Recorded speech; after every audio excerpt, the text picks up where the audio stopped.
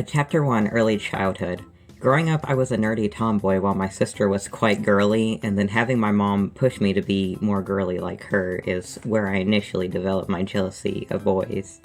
One thing I especially hated was being forced to have long hair because my mom would try to put into French braids and she would brush it really painfully, and she also put in like this noxious sticky hairspray.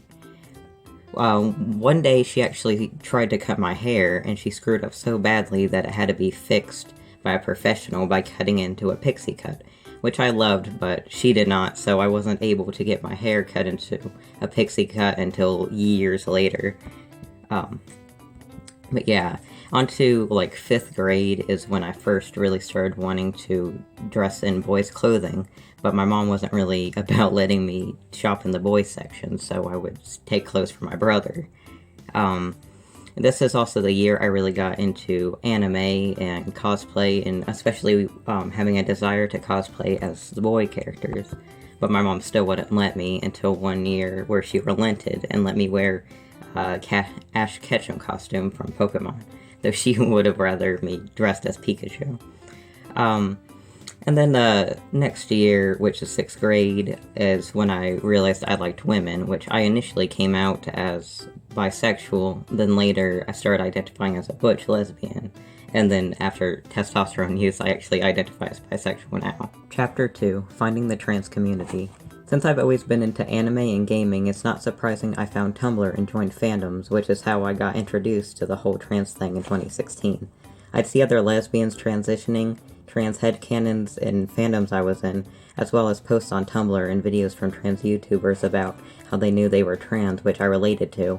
My masculine clothes, attraction to women, hobbies, no desire to ever have kids, hating my body, and hating the idea of men finding me attractive were all used as signs that I was trans, not to mention the inverse I'd see from male to female people, wanting to be women because they wanted to be sexy or gain this male attention, liking having long hair, liking makeup, wearing women's clothing, and all manner of reductive stereotypes that I didn't fit into cemented these feelings that I should have been born male. The trans community was telling me that I was born in the wrong body, which is a phrase I've really come to hate. I think it's harmful to tell somebody that hates their body that their body is wrong and that they'll commit suicide if they don't transition, especially if this person is a minor. Not to mention, they never scanned to see if my brain was like an opposite sex brain before starting HRT because it's just a theory. I started identifying as trans at 14, but I was striving to become stealth in the future because I didn't want to be trans. I wished to be biologically male and believed that transitioning would be the next closest thing to treat my dysphoria. I ended up desisting for a bit in 2018 due to my family being unsupportive and fear that transitioning would end up ruining my life down the line, particularly when it came to job security and my physical health. I honestly wish I had just stopped there and continued to express myself the way I liked, regardless of my gender, but instead I tried to be more feminine to make my mom happy, because of how rejected I felt by her as a masculine woman, so I began dressing in women's clothing, growing out my hair and trying makeup, which I hated doing, and that just made me end up wishing I were born male even more. I wish I would have gotten the help I needed at this point and addressed the root cause of my dysphoria, which would have allowed me to accept myself as a masculine woman, but I bought into the narrative of dysphoria being permanent and only treatable through gender-affirming surgeries and hormones, so I persisted in chasing this goal. Chapter 3, Hormones. I started testosterone when I was 18 through informed consent. I had a telehealth appointment with a doctor at a gender clinic, and I was diagnosed with dysphoria after this very same appointment after being asked stereotypical questions about my childhood, which I got my testosterone a few weeks later after getting my blood work done, and then later had an in-person appointment to learn how to inject myself. I initially liked these changes, but I still wasn't satisfied with how I looked. I was passing as a little boy at best, which didn't help with my dysphoria, but I still held on to this hope that I could somehow catch up to biological men my age without taking into account that my very skeleton shape would ever stop me from ever achieving this goal, which later actually made me want to have like jaw implants or something. Hormone replacement therapy isn't a second puberty after all. It's how your endocrine system reacts to a hormone imbalance. Despite this, I eventually reached my goal of passing stealth all the time, albeit as much younger, so I was still disappointed with the results and still had dysphoria over my sex. I felt like I couldn't make friends or get close to anybody without getting outed.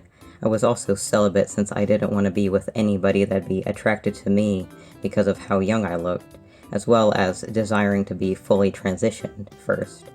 Despite my dissatisfaction with my results, I continued transitioning and started to pursue top surgery. I was able to get a letter from a therapist I talked to once over Zoom. The first plastic surgery clinic I contacted wouldn't accept this letter unless I would see a therapist consistently before and after, which is good that they enforce that because lawsuits are going to be hella. But yeah, instead of going and seeing a therapist, I believed in like this whole, oh, they're gatekeeping if they don't let me get the surgery because women can get their boobs done. So I went ahead and looked for another surgeon that actually took this letter. And my insurance also accepted it, but I didn't meet my deductible, which has turned out to be some divine intervention in hindsight. Chapter 4, Mushrooms and Detransitioning. Almost 2 years into my transition, I had the opportunity to try shroom chocolate for the first time, and I decided to try it because I was curious about psychedelics. And when I was tripping, I began having these thoughts and visions about being connected to everyone and everybody, being like cells in a body or atoms. I felt like this trans identity didn't matter, and that it was purely cosmetic and self-serving. I also had an epiphany that my body is healthy and perfect as it is because it allows me to experience life and love, which is what I truly believe we're here for. This made me feel incredibly guilty about the amount of money I was planning on spending on cosmetic surgery to remove my breast, which would have been better spent on experiences with loved ones rather than my own physical appearance. After I came down from this, I felt like I could finally take my binder off and not worry about others' perception of me, or my gender, or stereotypes, or anything like that.